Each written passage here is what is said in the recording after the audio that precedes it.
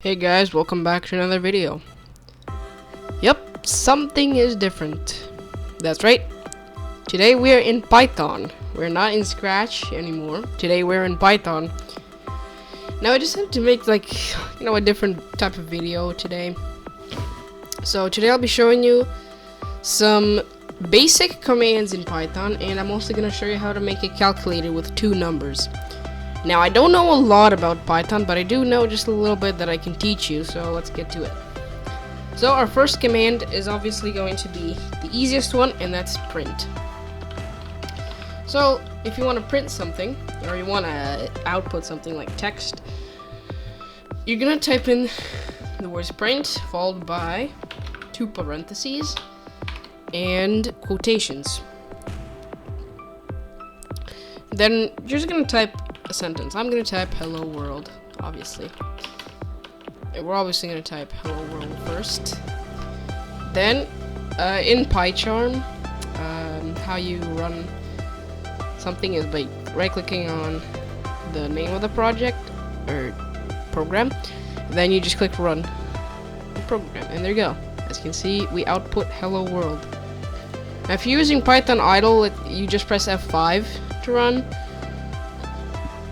And you can download it at python.org. And if you're using the idle for Python, you can just press F5 and then to run. But there you go, that's a very easy code. And that's our first program. So the program just outputs hello world. Great. So now let's get on to variables. We're gonna keep that print there. Now variables are things in Python that can store values. So let's say we have a variable named, let's say text. Actually, let's name it first text. Now there are two ways of naming it. You can either name it like this with an underscore, or you can name it like this, where you separate the letters with an uppercase letter. Then, if we set then we can set the first text. Make sure to use quotations. Let's set it to hello world. Then if we go to print and then we insert first text, you'll see that we get hello world again. But this time we printed the variable first text instead of the text hello world. Now why do we need to use quotations? Why can't we just do that? Well, let's see. As you can see, we have a syntax here with invalid syntax. Basically, you can't not put quotations because this is now an integer, a number. But obviously you can see that, well, hello world is not a number. It's a sequence of letters, and it's a sentence. In Python and many programming languages, that's called a string. And a string is wrapped in quotations. Now this is a string, and now we can print this variable again. There we go. If we want to set this variable to a number, well, we can just do that. Let's say 12. But you can also type it like this. Now it's a string and it's not a number. But if you type it like this, it's a number. So now we have 12 as an integer.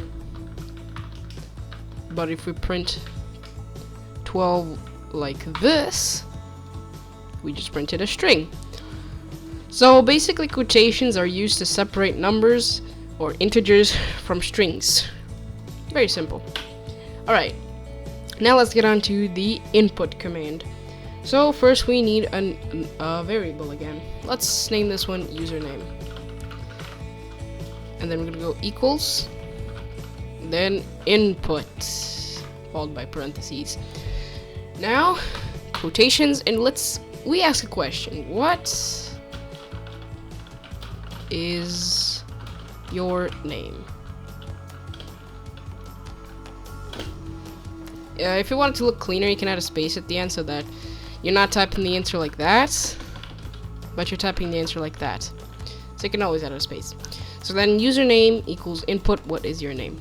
So now the username will be, the username variable will have a value of what the user types in for what is your name. So as you can see, we get a question, what's your name? And we get the choice to choose our name. As you can see, nothing really happens yet, because we don't have anything. And then we can go ahead and print username. Then we're gonna type something like, let's say, Mark. And then Mark, it prints out our name, Mark. Now let's say we also want age. So we're gonna go user age equals input what or how old are you? Now if you want this strictly to be a number, then you could wrap this into something called int, which stands for integer. So int input. But now that means that you can only type in numbers here. So you cannot type in a string, you cannot type in a sentence, you can only type in a number here. So there we go. Now we're gonna go print user name. And if you want to print two things in one print, you just add a plus and then user age. So we're gonna print username plus user age. So we're gonna go, what is your name? Mark. How old are you? 13. But we get an error. As you can see, we have can only concatenate string, not int, to str. What does this mean? It means that in one print we cannot have two syntaxes. We can only have the same syntax in one print. Here we need both of these to be a string. But how do we do that if you can only type in a number here? It's simple. We convert it to a string using the str. Now if we run that, let's say Mark, let's say 20. There you go, Mark 20. And there you go, that's a very simple program using input. Now let's get on with another command, if. So this is basically if a condition is met, then a certain event will happen. So let's create another variable. Let's see, what should we make here? So let's create two variables. Let's go x equals, let's set it to 20. And then y, let's set that to 15. So these are fixed values. These will never change because one is always going to be equal to the other. So it's kind of, it's not very great to see. So we're gonna also put this into an input. So you don't even have to type anything here, you just have to put quotations. It's a lot cleaner that way. So you don't have to type any text. And obviously we're gonna put a int input, just like that. Then also put int input here. There you go. So x equals int input and y equals int input. Now, let's get an if statement. So then if parentheses x is greater, I'm trying to find the greater key, sorry. If x is greater than y, then let's say print x is bigger than y. But what if it's not? Well, like what if y is bigger, let's say? Then we have an else. Else print y is bigger than x. Now there's also else if, but shorten that's elif, which means that if that condition is not met, then it's going to be this condition. But if that condition is not met, then else do that. So elif is basically just another if, but for this one we just need an if else. So let's test that really quickly. So let's enter x is 43 and y as 20. So as you can see now it says x is bigger than y. So now if we type in 20 for x and 43 for y, we'll see that y is bigger than x. There we go. That's very simple. So yeah, those are the few commands that you need. Now let's get on with the for and while loops. So let's go with the simpler one, which is the while loop. So this loop will continue running while a certain condition is met. Let's say I is equal to 0. So while I is less than, let's say 6, then we do something. Let's say print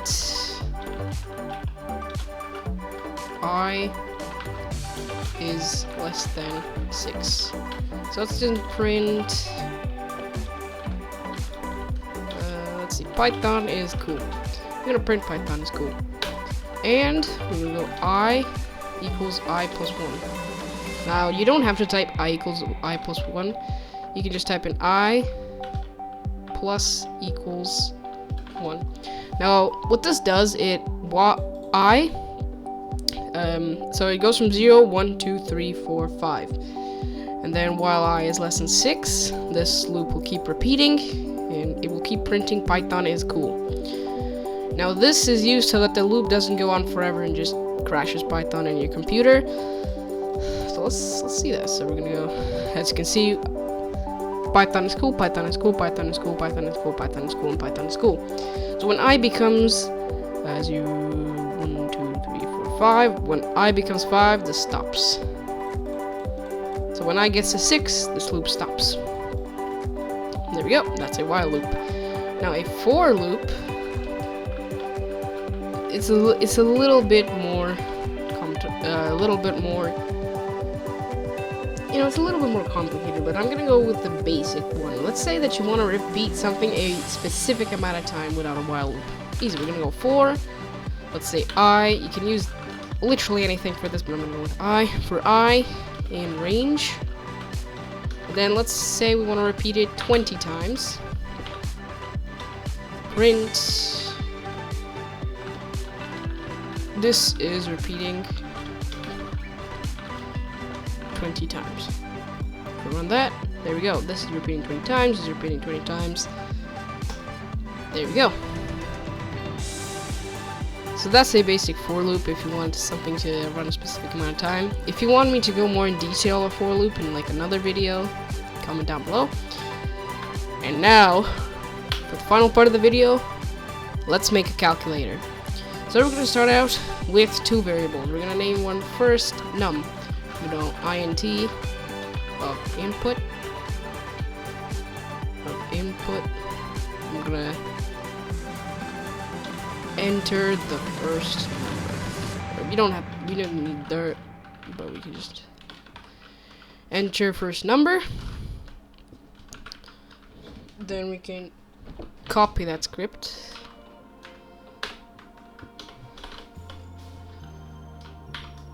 And paste it onto, oh, hold on. We need parentheses here. But we can just change the variable name to second num and enter second number. Now let's say operator as a variable. But let's go calc operator equals input. Don't put an int this time. We're going to be entering one character. So now we're going to go plus, minus, times, or divide. Okay, now we need some if statements. So if calc. Now you actually don't need parentheses or an if. It's just easier to. It's just a little easier to read. So if calc operator is equal to plus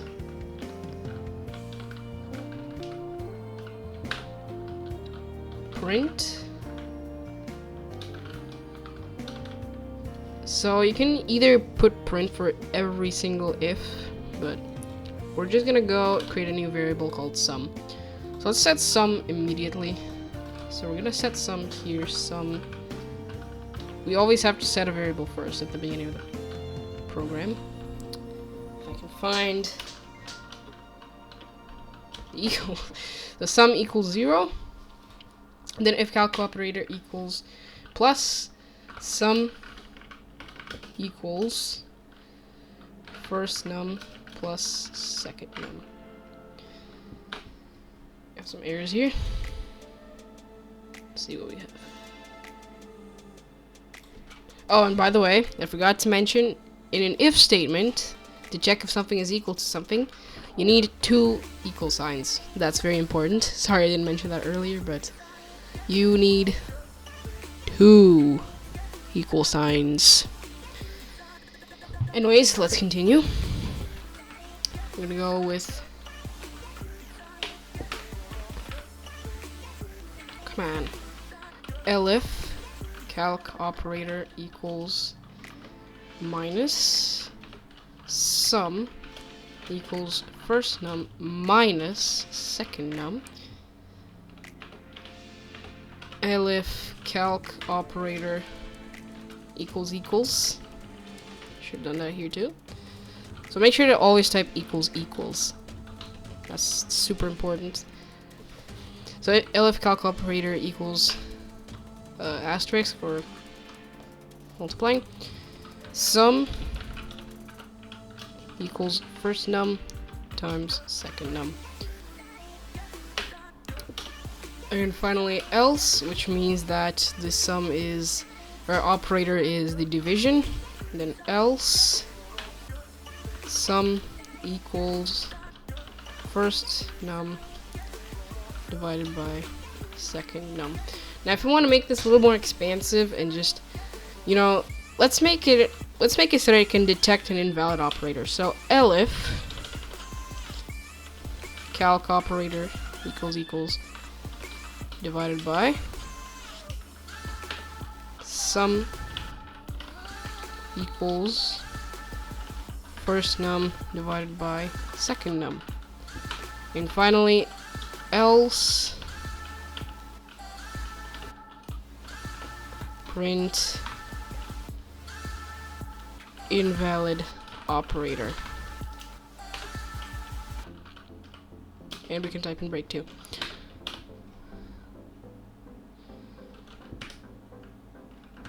Actually we don't need that. Then we can just print sum. And then print answer.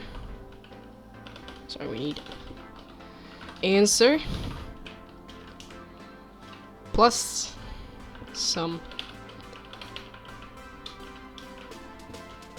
There we go. Let's test that. So if we enter 12, 3 plus, let's see. Oh, yep, that's right. Sorry, we need string of sum. Sorry, we need to convert sum to a string because sum is an integer. There we go. So 12, 3 plus 15. Let's say we go 12. Oops. 12, 3, and then we type like blah blah blah. It says invalid operator, answer 0. If you're wondering about the break, if you just put break there, nothing's gonna happen. You can see syntax error, break outside loop. So you don't even need that. But there we go. That's a simple calculator. And if the operator is valid, answer is gonna be 0. But you can also set the sum to no. Not just kidding, just put it to 0. So if the operator is valid, the sum is always going to be 0, and it's not going to get an answer since it's an invalid operator. But there we go. We can test that again. We'll go 27, 71 times, and we'll get 1,917. Let's go 712, 321 divided. There you go, 2.21. But there we go. That's a simple calculator. This is incredibly simple. And if you want the sum to, if you want the divided by sum to be without those decimal points, you can always add just 2 slashes. So let's say 712, 321, division, and you'll see that there's no. Okay, well, let me test that. So we have 712 divided by 321. You'll see that we usually would get 2.2180685, but if you don't want any decimals, you can just put 2 slashes, and then you'll see you're not gonna get any decibels. It's just gonna be a nice number. But if you want the decibels, use just 1.